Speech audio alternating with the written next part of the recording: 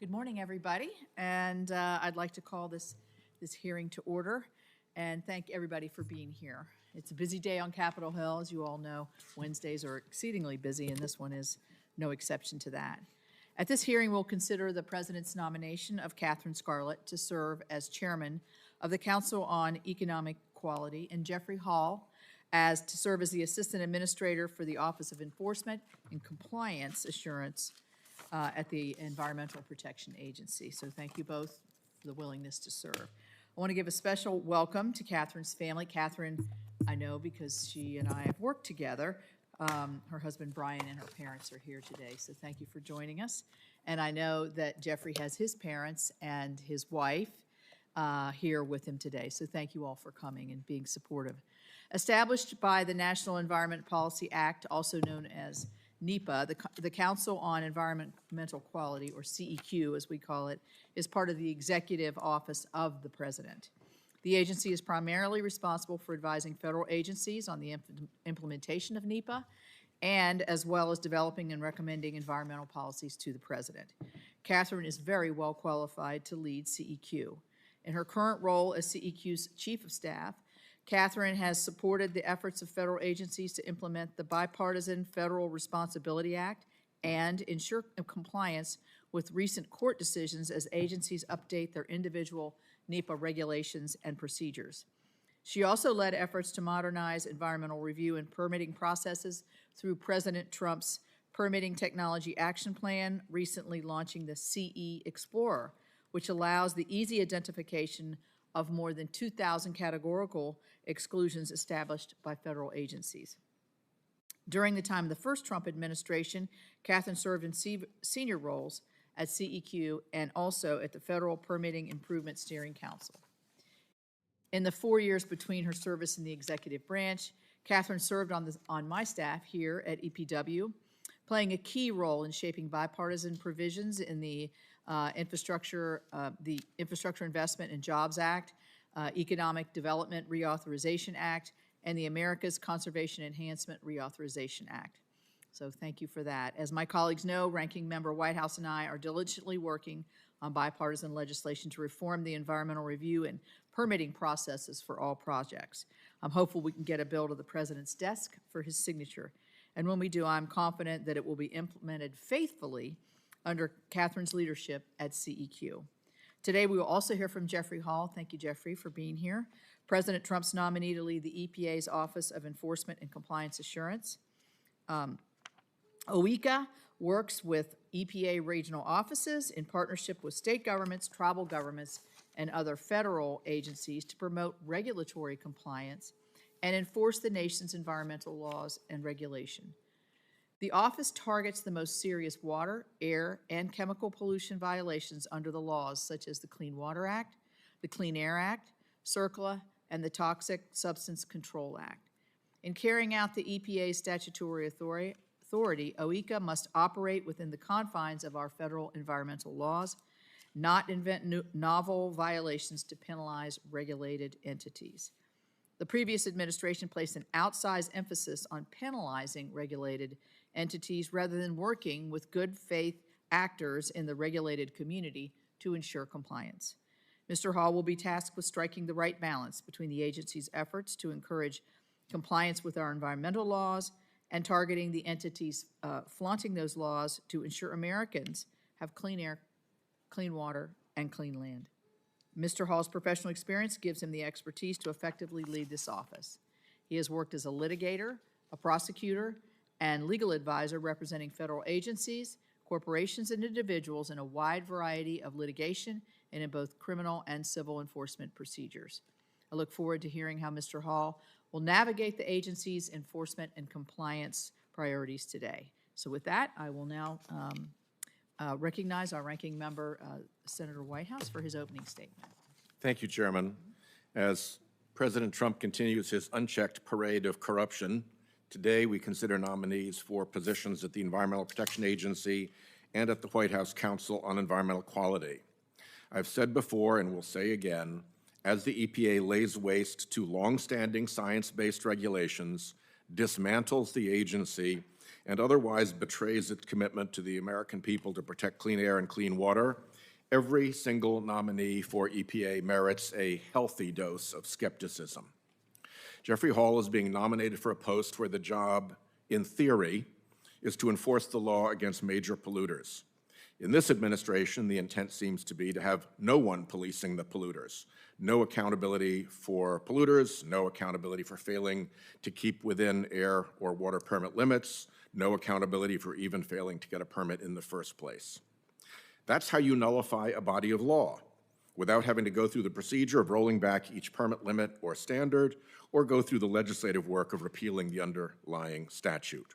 Crippling enforcement is the fast-track way to do President Trump's dirty work, as proposed by Project 2025, dismantling EPA's Office of Enforcement and Compliance Assurance, OECA. That office, in theory, works with EPA regional offices, state and tribal governments, and the Department of Justice to hold polluters accountable. OECA helped seek justice for Gulf Coast communities after BP's Deepwater Horizon disaster, secured billions for consumers after Volkswagen's Dieselgate scandal, and won cleanup, groundwater monitoring, and health exams for residents of East Palestine, Ohio, following the 2023 Norfolk Southern train derailment. When polluters flout federal pollution laws, endanger workers in fence-line communities, contaminate our air and drinking water, or dump hazardous waste, it is OECA that should work around the clock to make things right. And it is OECA that should help ensure compliance with environmental laws to prevent the worst incidents from happening in the first place. In short, whoever is leading OECA should be armed and ready with knowledge of our environmental laws, expertise to enforce them, and commitment to serving the American people. OECA should definitely not be led by someone eager to bend the knee to the biggest polluters. Mr. Hall has neither the serious nor experience, in my view, to lead OECA. His most recent law firm bio before he left for EPA mentioned environmental enforcement matters exactly 0 times. It's not clear how much he's really worked in environmental law at all. 2 of his 7 years at DOJ were in the Office of the Associate Attorney General, where he was the point of contact for the Religious Liberty Task Force during the first Trump administration. Most of his time at DOJ was spent in the Civil Division or on brief assignments to other divisions, including just 7 months in the division that works with OECA, the Environment and Natural Resources Division, or ENRD. Mr. Hall then co-founded Burke Law Group, a firm focused on defeating statutory protections meant to guarantee clean air and clean water, seeking to limit EPA's authority under the Clean Air Act, and gutting greenhouse gas regulations that protect against poisonous emissions, defending industry clients in federal and state enforcement actions. Earlier this year, Mr. Hall became acting assistant administrator of OECA and now senior advisor. The actions he has taken already suggest that he intends to make it easier for the worst polluters to pollute. He already announced that the office would, and I quote here, no longer focus on methane emissions from oil and gas facilities, and that any in-progress enforcement actions would need to go through him before proceeding, a massive handout to methane polluters. In the same memo, Mr. Hall significantly narrowed enforcement of community and water protections from coal ash storage, making it easier for coal-fueled plants, to poison our drinking water. During Mr. Hall's short tenure, EPA has already walked back at least 3 significant enforcement actions. In June 2025, EPA withdrew its lawsuit against the GEO Group, a major private prison contractor, despite previously citing over 1,000 violations of federal Insecticide, Fungicide, and Rodenticide Act violations at one of its facilities. The case had sought nearly $4 million in penalties for the improper use of a toxic disinfectant, which had in some cases evidently been sprayed directly on detainees. Guess what? GEO is a major Trump donor, contributing directly and through affiliates at least $1 million to Trump-aligned super PACs, and had formerly retained current Attorney General Pam Bondi as its registered lobbyist.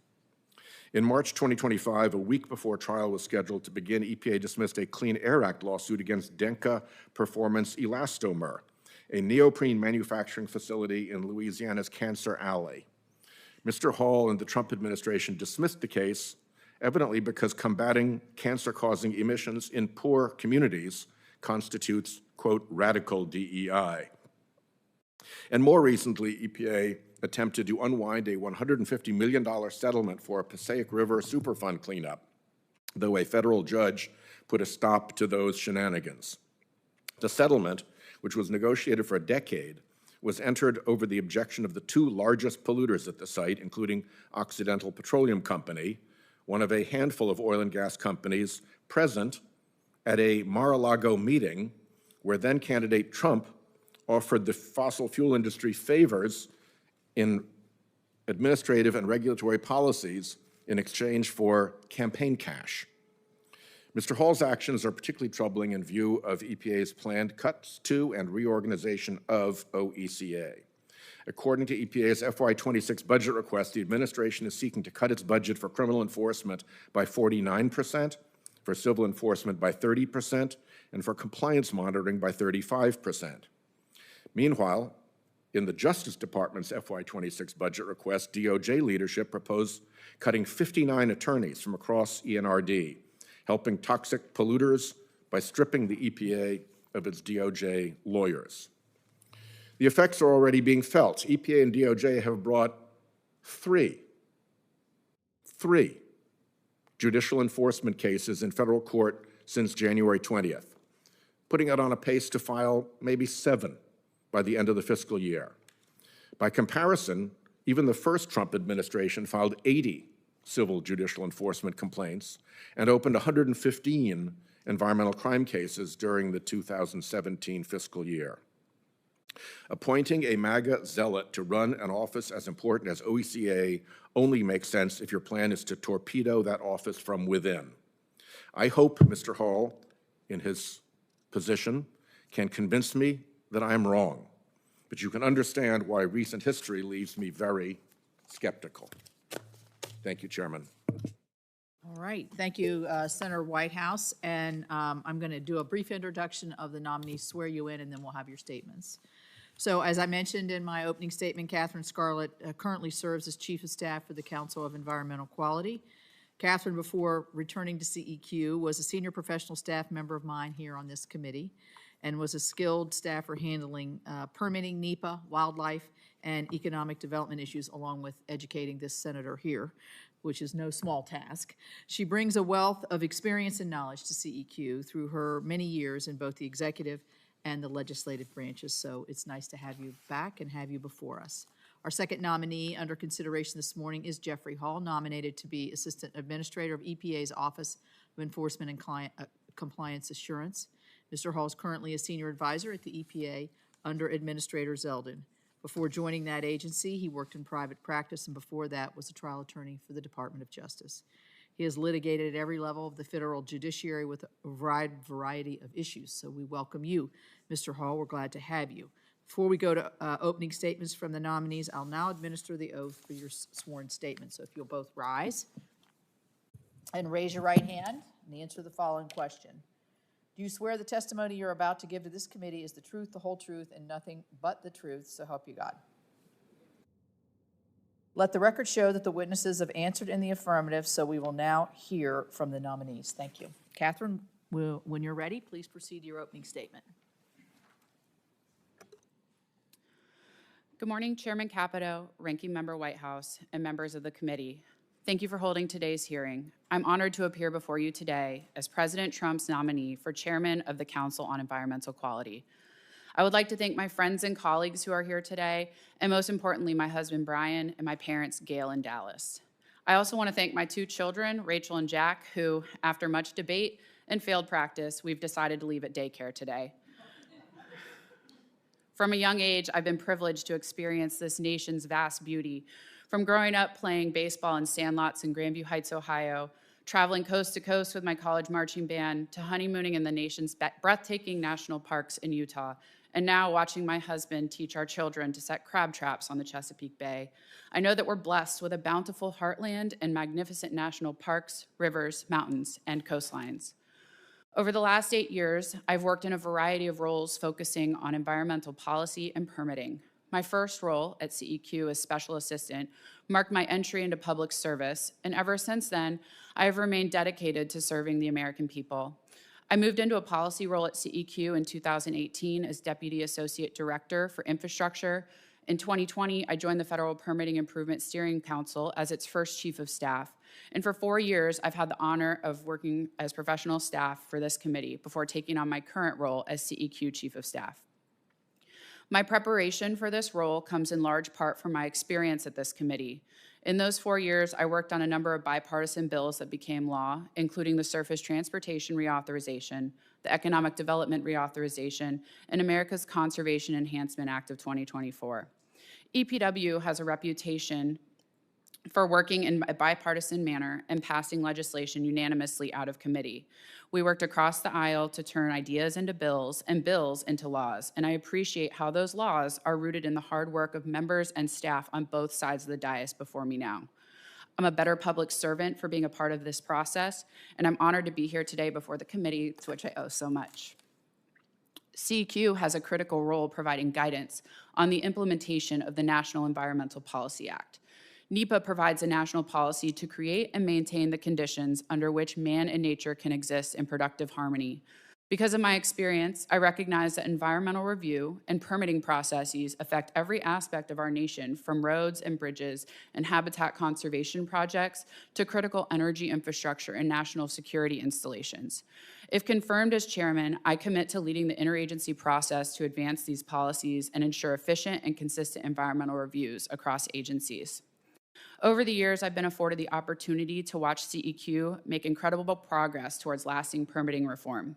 For example, when I started at CEQ, agencies often had little to no awareness of the categorical exclusions established by other agencies. These CEs were buried in the Code of Federal Regulations or guidance documents, and in some cases were not publicly available at all. As a special assistant, I helped create a CE catalog identifying each federal agency's CEs in a simple Excel spreadsheet.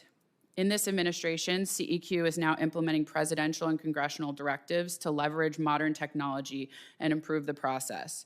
As part of this renewed effort, CEQ recently launched the CE Explorer. This online tool, derived from the original CE spreadsheet, will help improve the environmental review process, allowing agencies and stakeholders to easily search and identify categorical exclusions that apply to their projects. This is the type of lasting impact I hope to oversee if confirmed to lead CEQ.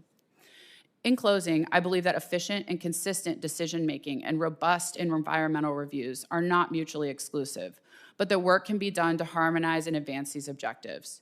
If confirmed, I commit to working with this committee, Congress as a whole, and the public on these important goals. I will work very hard to leverage this nation's environmental policies and technologies to grow our economy while ensuring that every American has clean air, clean water, and clean land. Chairman Capito, Ranking Member Whitehouse, thank you again for the opportunity to appear before you today. I look forward to your questions and working with you on these important issues should I be confirmed. Thank you. Mr. Hall? Good morning, Chairman Capito, Ranking Member Whitehouse, and distinguished members of this committee. It is my honor to appear before you today as President Trump's nominee for Assistant Administrator for the Office of Enforcement and Compliance Assurance at the Environmental Protection Agency. I want to thank President Trump for the confidence he has placed in me and Administrator Zeldin for his support of my nomination. I am joined today by my wife and parents.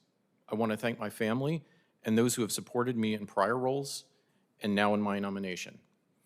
And I want to especially thank my wife, who has supported me through public service and career transitions with all of the attendant challenges while raising our 3 children. Our third was born less than 2 weeks before I began at EPA, so her sacrifices made all of this possible. I want to thank God for his faithfulness. I would not be here were it not for his providence in blessing me with this opportunity and immeasurably greater grace. My career began with public service, and I have spent most of it as a civil servant. I have now served across 4 presidential administrations, primarily in the Department of Justice. Even before I began my career, I anticipated that a substantial portion of it would be public service. My father was a career civil servant for 50 years. While growing up, I was interested in science and wanted to use it to protect America, though I never envisioned doing so at EPA. Through my studies in public policy and in law school, I began thinking seriously about optimal regulatory enforcement, though I never thought I would oversee it. I've now spent over a decade handling federal enforcement cases and defending federal agency action. Through this, I have reflected on the meaning of public service. It is an honorable enterprise when undertaken with the right motives, as many who spend their careers thanklessly improving this nation demonstrate. But exercising federal power is a great responsibility. As a prosecutor, I sought to take people's freedom and property by force of law. In defending clients, I've seen the human cost of weaponized prosecution, and there's no shortage of necessary but difficult tasks left undone in government. I therefore understand the great weight of responsibility placed before me through this nomination. I bring the broad background of my experience in civil and criminal enforcement and environmental law to EPA's Enforcement Office. I had the privilege of already serving as the acting head of that office before my nomination. From the start, I told everyone that we would continue to enforce the law, holding bad actors accountable while promoting compliance and cooperative federalism. The skilled and dedicated staff at EPA have the knowledge and expertise to accomplish this. At the same time, I recognize the valid concerns about the priorities of the previous administration that distracted from and undermined the core work of enforcing the environmental laws that Congress has passed. But now, there is tremendous opportunity to oversee a great American comeback, and EPA enforcement is a critical piece of that strategy. As President Trump works to bring industry back to America and reestablish energy dominance, we must ensure that third world pollution does not follow. We are still paying the price of America's first unrestricted industrialization and Superfund sites around the country that burden the public fisc. Also, we must prevent foreign entities from sending toxins here and profiting off of destroying America. Federal enforcement is necessary to vindicate the distinctly federal interest and protect these United States, even as we empower states to protect their own citizens. To reorient environmental enforcement toward this positive vision, if confirmed, I will ensure that EPA enforcement will be guided by noble values. There will be clarity as we identify the best reading of statutes and regulations. There will be visibility into our decision-making as we revise old policies. There will be consistency across the regions and with the rule of law and the constitutional structure. We will achieve efficiency by focusing on clear violations while refusing to procrastinate on difficult decisions. And if confirmed, I will ensure that there is accountability for each official to embody these values. I've had the opportunity to visit some of your states and regions since joining EPA, and I've had I greatly appreciated the opportunity to learn about unique challenges facing each through discussions with you and your staff and state regulators. And I reaffirm my desire to enforce the environmental laws. I want to keep my children healthy and leave them a clean environment and a bright future. Thank you, Chairman Capito and Ranking Member Whitehouse, for the opportunity to testify today. I look forward to our discussion and welcome any questions committee members may have. Thank you. Before I begin my questions, I just have 3 yes or no questions that I ask standardly. So I'm going to ask these, and if you could both respond. Do you agree, if confirmed, to appear before the committee or designated members of this committee and other appropriate committees of this Congress to provide information subject to appropriate and necessary security protections with respect to your responsibilities? I do. Yes. Do you agree to ensure that testimony, briefings, documents, and electronic and other forms of communications of information are provided to this committee and its staff and other appropriate committees in a timely manner? I do. Yes. Thank you. And finally, do you know of any matters which you may or may not have disclosed that may place you in a conflict of interest if you are confirmed? No. Good. Okay. I'm going to start with questions. I'm going to start with Katherine Scarlett first. You've held significant positions in the federal government relating to NEPA, so you know this well, and permitting processes. In each of these roles, you've developed experience of what's working and what isn't. So, given your expertise, what has motivated you to take on this role, and how has your past experience prepared you for this? Thank you for that question, Chairman Capito. I was excited to take on this role mainly because all 3 branches of the federal government recently have indicated that the NEPA process is broken and needs to be reformed. As I stated in my opening statement, I've spent nearly the last decade working on the interagency process and trying to get the environmental review process more efficient and more timely. So given the directive of Congress, I wanted to return to CEQ so that I could faithfully implement those amendments to the National Environmental Policy Act. Well, I think response of all three branches being dissatisfied with where we've been and where we are. We need certainty more than anything. And I know with you at the helm, we can get some of that. Let me ask you a subsequent question. In Division C, Title III of the Fiscal Responsibility Act of 2023, Congress passed the first large-scale bipartisan changes to NEPA in almost 30 years. However, it is widely viewed that the previous administration did not faithfully implement the changes in NEPA included in Division C, Title III of that law. As members in both chambers and both political parties continue to seek reforms to support more efficient environmental reviews, will you commit to faithfully implementing, this is important, I think, to both sides of the dais here, any additional permitting and environmental review reforms passed into law consistent with the statutory language and the intent of Congress? Yes, Chairman, I do commit to faithfully implementing any new provisions passed by Congress. Thank you. Thank you.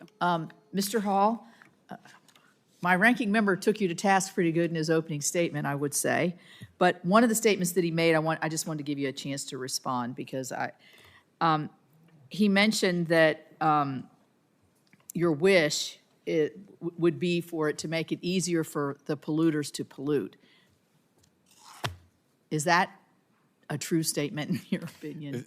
Thank you, Chairman, for the opportunity to respond to that, and I appreciate the opportunity to meet with you earlier. No, that is not a true statement. As I mentioned in my opening statement, when I first day on the job, well, the second day, I actually had an all-staff meeting with all of OECA and told them that it was my goal to continue to enforce the law and that we would continue to enforce it.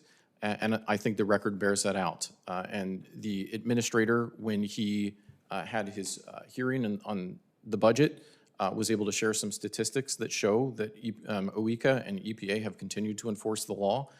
So I'm happy to get into those, but I think they show, for instance, on civil case conclusions, that there are far more in this the time of this administration than the previous time of last year.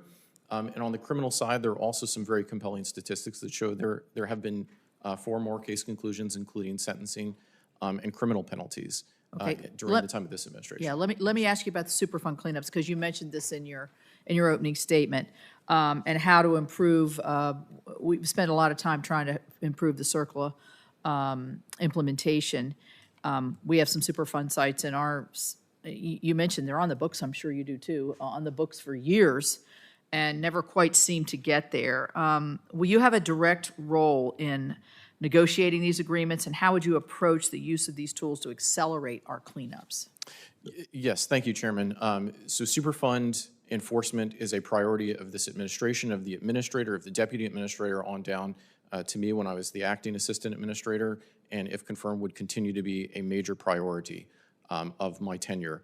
So I think that we would use all of the tools available. I know that this committee had a hearing not too long ago on Superfund and Superfund enforcement, where some of those tools were discussed, including various agreements like mixed funding agreements. So I think that we would continue to use all of the tools available and push it forward. I know the Office of Land and Emergency Management has a goal of expediting cleanup, and my commitment would be for OECA to be right there with them, increasing the pace of remediation and making sure that the Superfund program is funded through appropriate and aggressive enforcement.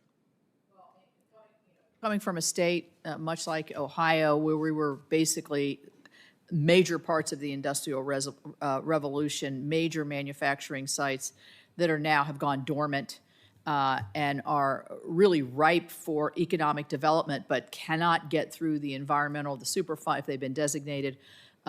This is extremely important to really the heartland of the country that powered this nation and really brought us to where we are today, to be able to be part of the new revolution of technology and other things that are coming, and advanced manufacturing. So I appreciate your attention, and I'll turn to the ranking member. I'm running late for a meeting with the leader and with a delegation from Great Britain, so I'm going to have to ask my questions via QFR. Mr. Hall, I hope you will be responsive and provide the documents that I request, particularly regarding the investigation into GEO, which on its face appears to be a service provided to a significant Trump donor that previously employed the Attorney General. So documents that explain how and why that decision was reached, emails between EPA and the White House and DOJ, I think are all relevant to dispelling what seems to be the most evident Occam's razor conclusion about what took place here, which is that a political favor was delivered to a significant campaign donor and former employer of the Attorney General. Thank you.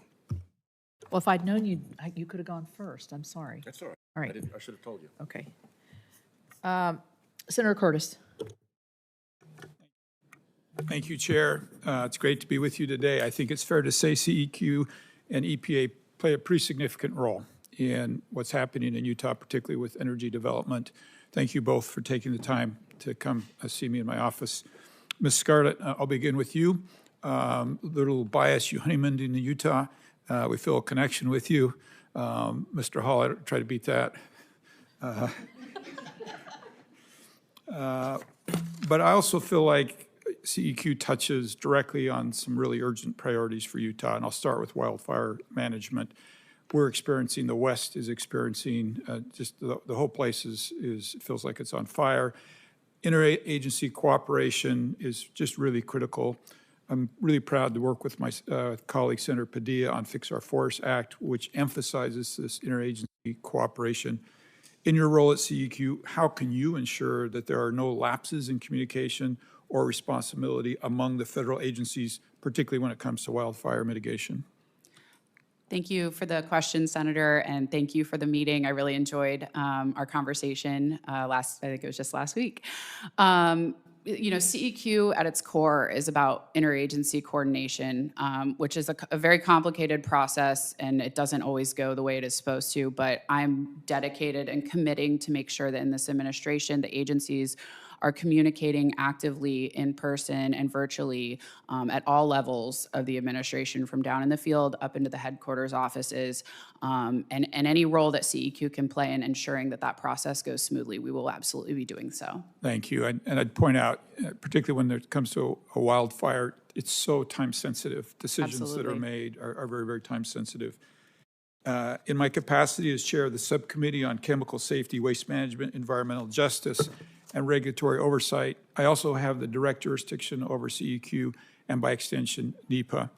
I'd like to be really clear. Utahns whose communities are rapidly expanding and whose economy depends on predictable, timely decisions, NEPA delays are devastating and very frustrating. They create unnecessary barriers for everything from housing to infrastructure, energy development. Can you talk about what steps you'll take to ensure all the agencies involved have actually the right technology and capacity to make timely decisions? Absolutely. Thank you for the question, Senator. We are actively working with agencies on updating their agency-specific NEPA procedures to be responsive to the directive from Congress and the Fiscal Responsibility Act amendments.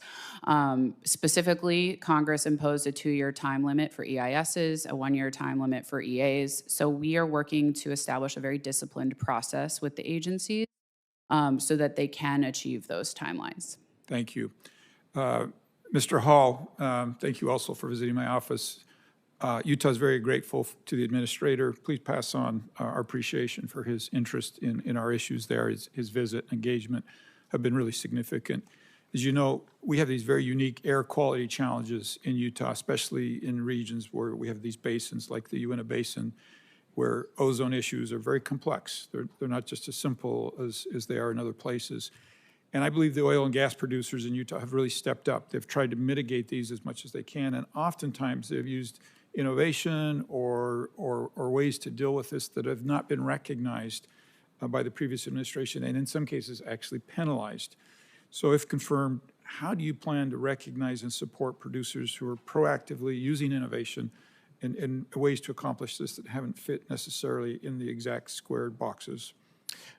Thank you, Senator, for that question, because it is one of the main goals of this administration to advance energy dominance, and so oil and gas producers are critical. When I was acting assistant administrator, I made sure to hold them account, but also to not hinder appropriate investment and development of energy resources. And that's why we put out the National Enforcement Compliance Initiative revision to make sure that that happened. in terms of recognizing those unique investments and productive ways in which they're going about complying with the law. I want to make sure that we take all of that into account if confirmed. We would look at that, and there's a couple different ways that can occur. One is through just pushing cooperative federalism, because the states are in a better position often to know exactly what's occurring on these. And so the federal government should not get in the way of the state dealing with those regulated communities if they're doing a good job. And that's what cooperative federalism means. But also focus on clear violations to make sure that when you're actually going after somebody, it is an important violation that actually impacts a community and harms it. And I think focusing on clear violations that are actual significant violations of the law is critical to making sure that the good actors like you're talking about are not unduly impacted. Thank you. And of course, we invite both of you to Utah to come see firsthand what we're doing. Appreciate it. I yield my time. Thank you. Senator Schiff? Thank you, Madam Chair. Mr. Hall, I want to know how EPA and DOJ came to the conclusion to drop the agency's complaint against GEO, a contractor that operates the ICE facility in Adelanto, California. My staff have personally visited this facility because Congress has a fundamental role in conducting oversight of private entities that receive federal contracts and awards. During the last administration, EPA found that the company had violated the law 1,137 times by failing to provide employees with personal protective equipment. The pesticide chemical known as HALT comes with a warning that says, quote, causes irreversible eye damage and skin burns, harmful if swallowed or absorbed through the skin. Do not get in eyes, on skin, or on clothing. The private prison company was facing $4 million in fines under the Federal Insecticide, Fungicide, and Rodenticide Act for irresponsible use of a chemical disinfectant that is hazardous to human health. But your agency dropped the case. A former EPA enforcement official called the Trump administration's choice to drop the case a, quote, complete surrender. So I want to know what happened here. The facility is in my state, and I want to know why the EPA completely surrendered to this private prison company after a change in administration. So let me begin with one question. Are you aware that GEO Group gave President Trump's super PAC $1 million and contributed $500,000 to his inauguration? Thank you, Senator, for the opportunity to address that. And Ranking Member Whitehouse raised it in my meeting with him, so I'm prepared to walk through it. I do want to say up front, I was not involved in the decision-making. It was purely an EPA case because it was an administrative case going to an administrative adjudication. I am aware of that fact, or the general nature of those facts, not the specific dollar amounts now, based on reporting by ProPublica after the case had already been decided to be dismissed. And honestly, that's how I came to awareness of those facts. You became, just for clarity, you became aware of this from the ProPublica report after the decision was made. Yes, Senator. But do you know whether those who were involved in making the decision were aware that GEO was a major contributor to the tune of $1.5 million to President Trump or his committees? The decision was made by career management officials, and to my knowledge, they were not aware of any of those facts, nor did they enter the decision-making for that case. And do you know whether the White House had any communication with those responsible for the dismissal of the case? I do not specifically know, but I do not believe they did. And what is the basis of your speculation that you don't believe that they did? How would you know? Because I have talked with the career management officials.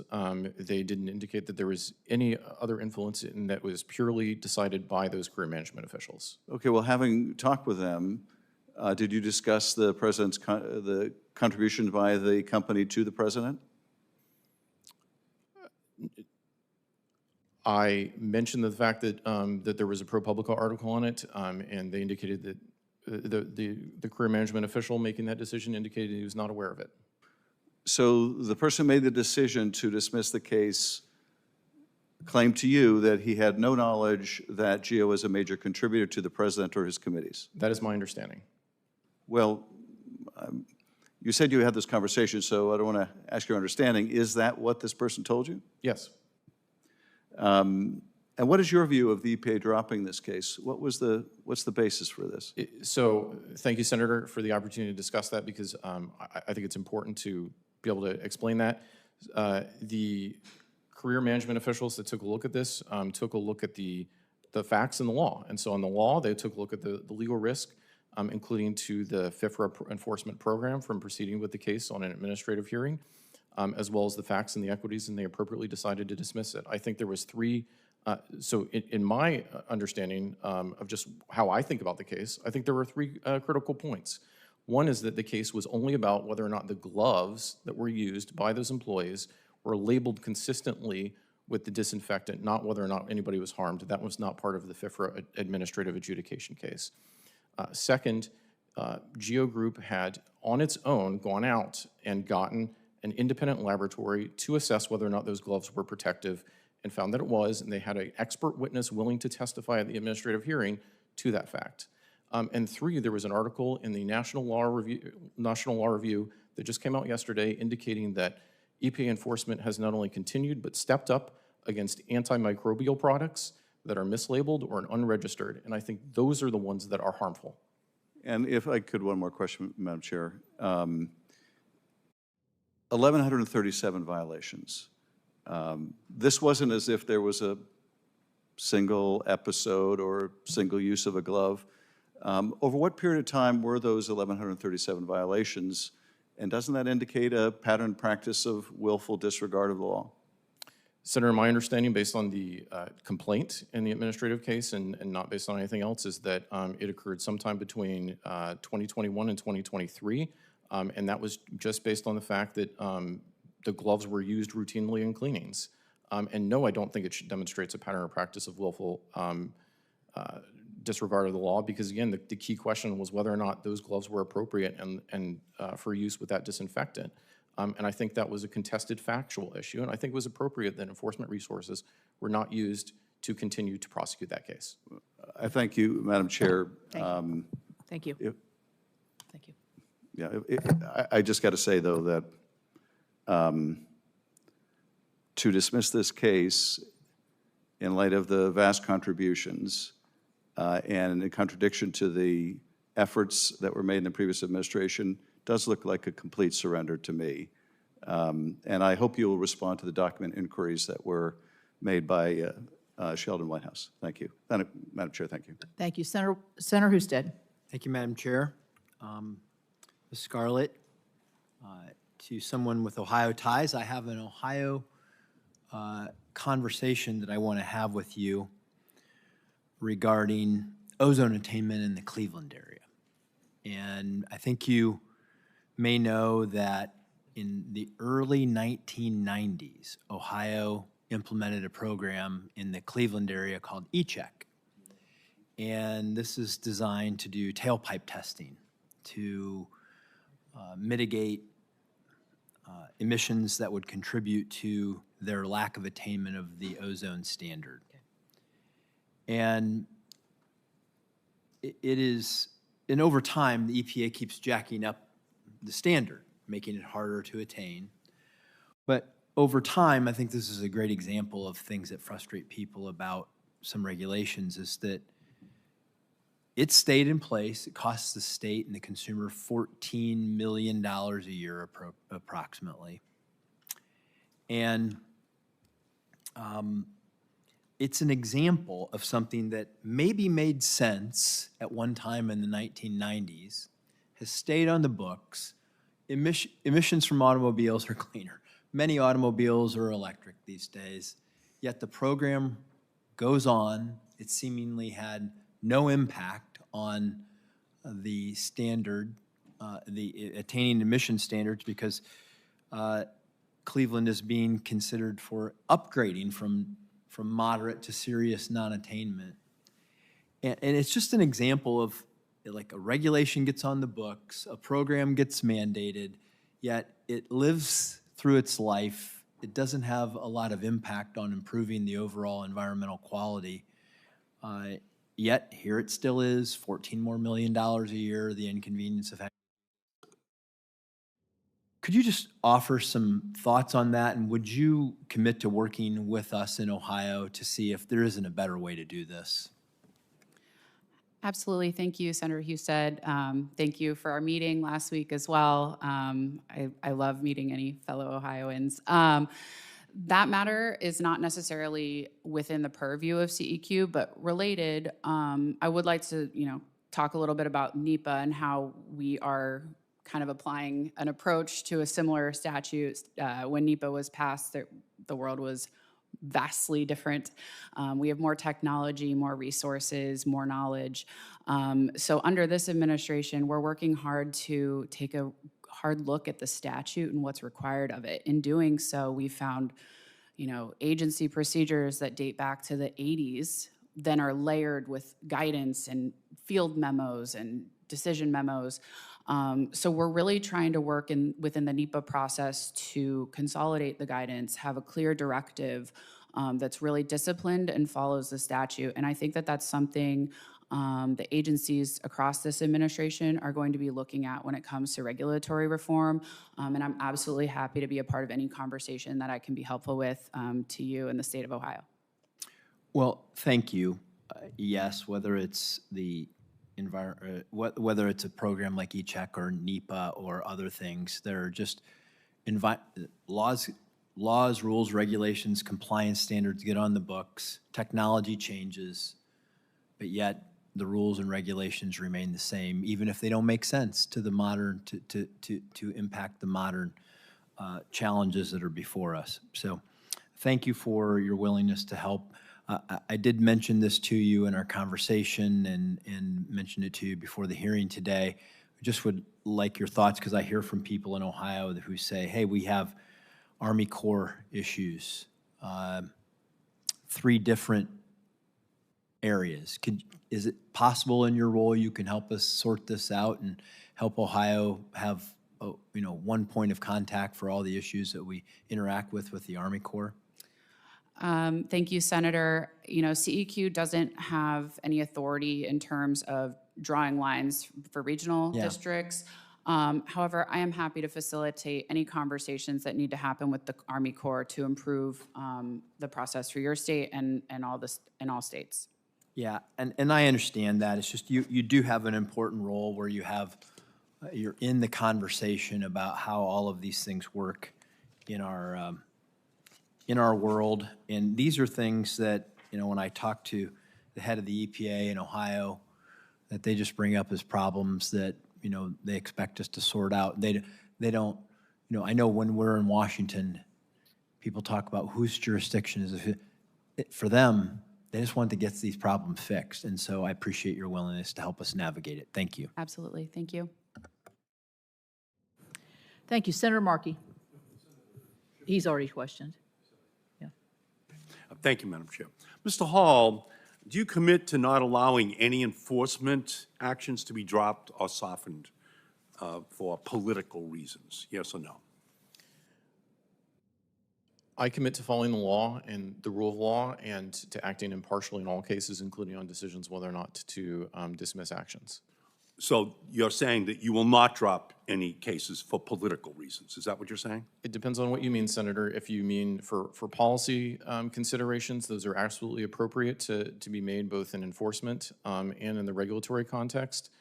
If you're talking about partiality to parties, that will not impact my decision-making. Well, obviously, very clearly, you should just be saying that our laws exist to protect our air, our water, our land. They're not optional, depending on how the president feels that day for political reasons. That should be your answer. I'm not hearing it. Mr. Hall, if directed by EPA leadership or the White House to turn a blind eye to violations of environmental laws, would you comply?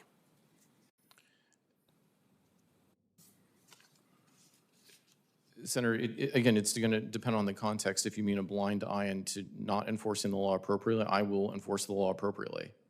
There are many circumstances in which we enforce the law in different ways. The core goal is to bring entities into compliance, not to just take enforcement actions for that goal. Okay, again, this question should be a gimme as well. If they ask you to break the law, if you just have to say no. Doesn't matter if you don't think it'll ever happen. That should make it even easier for you to say that you will not do it. No is actually a complete sentence. There's no reason to play politics with our clean air, our clean water, our health. Mr. Hall, will you commit to cooperating with Congress and the EPA Inspector General in any investigations of allegations of political interference, suppression of staff, findings, or unlawful weakening of enforcement? Yes or no? I will work with Congress and OIG as is lawful, yes. Yeah, and again, you should be able to easily agree to participate in investigations, especially if you are able to stand by your agency's actions. Mr. Hall, if EPA staff resist or report inappropriate political interference in enforcement cases, would you protect your own staff from retaliation if there is inappropriate political interference in their work? Senator, I would follow the law, including protecting them from retaliation for any unlawful reason. And that's excellent, because Korea EPA staff who work to protect our environment should be safe from political retaliation. Unfortunately, we've already seen that this is not the case in the Trump administration. 144 EPA employees were recently suspended after they used their First Amendment rights to express concern that the Trump administration was politicizing the EPA and preventing it from carrying out its mission to protect the public health. Mr. Hall, do you think it was appropriate to suspend EPA employees for using their constitutional rights? Yes or no? Senator, that's not my understanding of what happened. I wasn't involved in the decision-making on that, and it's also an active investigation, so I'm not going to comment beyond saying that I don't think that's a fair characterization. I appreciate that, but on that, you're wrong. Mr. Hall, if confirmed, would you follow the Hatch Act? Yes, To be more explicit, Mr. Hall, if confirmed, would you attack Democratic lawmakers in writing using agency resources? It is not my intention to do that, Senator. Well, unfortunately, we have already seen that happen at Trump's EPA, since Administrator Zeldin apparently thinks being a troll through political mail is an appropriate use of agency resources. I don't see how that's illegal or efficient use of taxpayer money. I would hope that you would agree, but I know that you're not going to be able to say that publicly right now. If that did reflect your views, although I'm not sure that it does. So obviously there is a massive politicization which is taking place at the EPA. It's going to endanger our air, our water, and our lands. We're going to see vast amounts of pollution going up into the atmosphere because of AI. There has to be 80,000 new megawatts of electricity installed every year for the next 10 years. 80,000 a year. And the wind and solar tax breaks have now been killed. And unfortunately, as people move over to fossil fuels, it first won't be sufficient. And second, that which is put in place is just going to pollute the air. And there's going to be a tax on Americans. And that tax will be in new cancers, in new asthmas that were avoidable. And the EPA is going to wind up being complicit in that crime against the health of not just our planet, but the lives and lungs and health of Americans in our country. Madam Chair, I yield back. Thank you. Well, I mentioned it's a very busy day, and so with no further questions, I would like to thank both of you for being here and your families, and all my colleagues for participation in today's hearings. Senators who wish to submit written questions for the record have until 5 p.m. Wednesday, August the 6th, to do so, and I believe the ranking member said he was going to be doing that. The nominees' responses to those questions are due back to the committee no later than 5 p.m. on Wednesday, August the 20th, and will be submitted for the record. With that, this hearing is adjourned, and thank you both very much.